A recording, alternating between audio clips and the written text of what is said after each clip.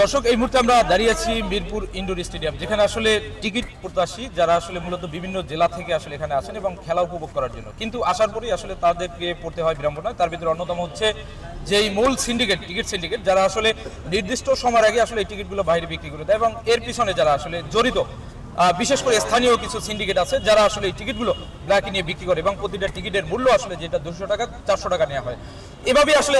এভাবেই আসলে এখানে এই সিন্ডিকেট চক্র কাজ করে। তার ভিতরে অন্যতম কিছুক্ষণ পূর্বে আমরা আসলে 2 থেকে 3 জন সিন্ডিকেট যাদের আসলে আটক করি, এরপর পুলিশের কাছে দিতে গেলেও আসলে তারা যথাযথ পদক্ষেপ গ্রহণ করেনি। আমরা যেমনটা শুনছিলাম, এই মুহূর্তে যারা আছেন এখানে এবং দর্শনার্থী যারা আছেন, যারা আসলে টিকিট প্রত্যাশী, টিকিটের জন্য আসেন বিভিন্ন জেলা উপজেলা থেকে আসলে খেলা উপভোগ করার জন্য, তাদের সাথে একটু কথা বলবো, আসলে জানবো আপনি কোন জেলা থেকে আসছেন?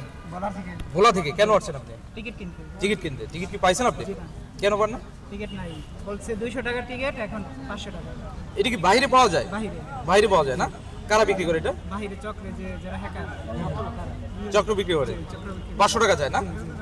300 টাকা, এখন মানে 500 টাকা চাই, 600 টাকা, 800 টাকা, মানে যত যার মধ্যে আছে। কারা এটা চায়? কারা এটা মানে দালাল যারা, মানে এই জায়গায় টিকিট না কিন্তু বাইরে টিকিট আছে, মহিলা করেন দিয়ে মানে বিক্রি করে বাইরে বিক্রি করে পাবলিক খাইতেছে। টিকিট কাউন্টারে পান না? টিকিট কাউন্টারে টিকিট নাই, বাইরে পাওয়া যায়।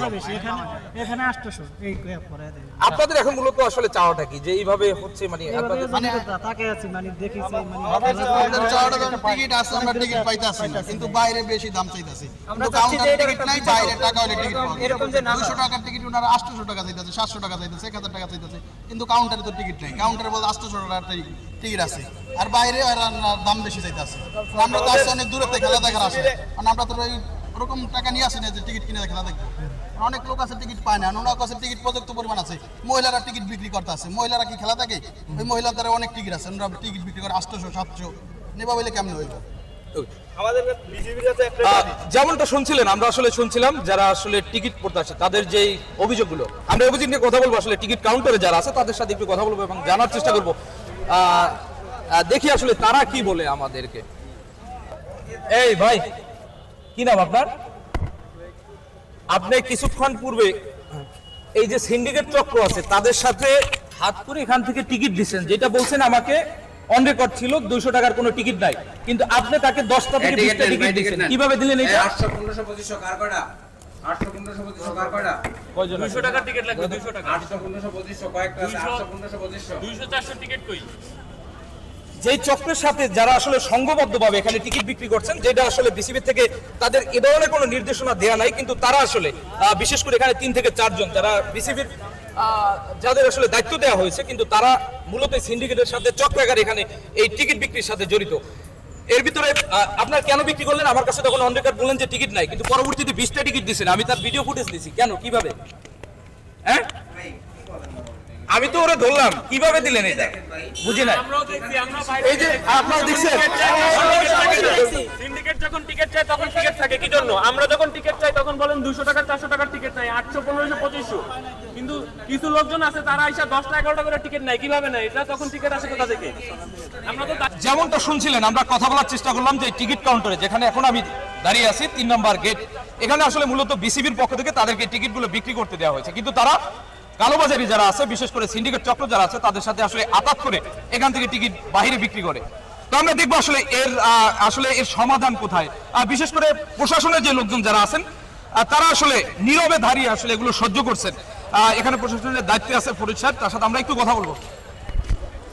আপনার সামনে আমরা দেখলাম যে কিছু সিন্ডিকেট টিকিট বিক্রি করতেছে এবং তাদের সাথে আতাত করে। আপনাদের আসলে এখানে মূলত দায়িত্বটা কি?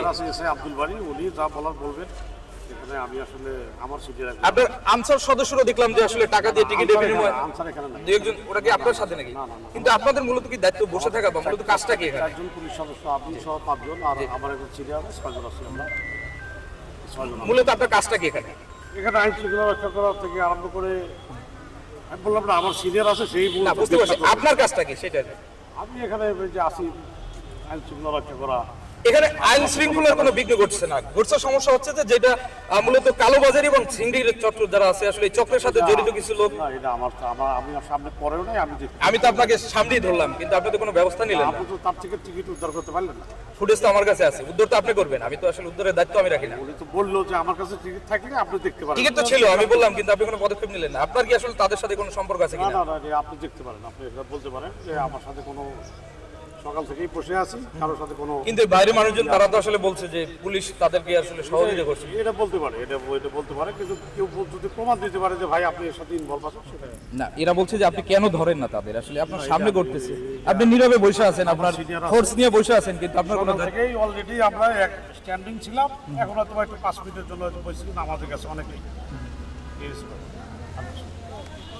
পুলিশ প্রশাসন যাদের দায়িত্ব আসলে আইন শৃঙ্খলা রক্ষা করা এবং পাশাপাশি এই চক্রের সদস্যদের যারা আসলে চক্রের সাথে জড়িত, যেখানে বিভিন্ন জেলা উপজেলা থেকে আসলে মানুষজন আসে খেলা উপভোগ করার জন্য, কিন্তু তাদের সামনেই আসলে ঘটনা ঘটছে, কিন্তু তারা আসলে কোনো ধরনের ব্যবস্থা নিচ্ছে না, এমনটাই দাবি করছে আসলে সাধারণ জনগণ যারা টিকিট প্রত্যাশী।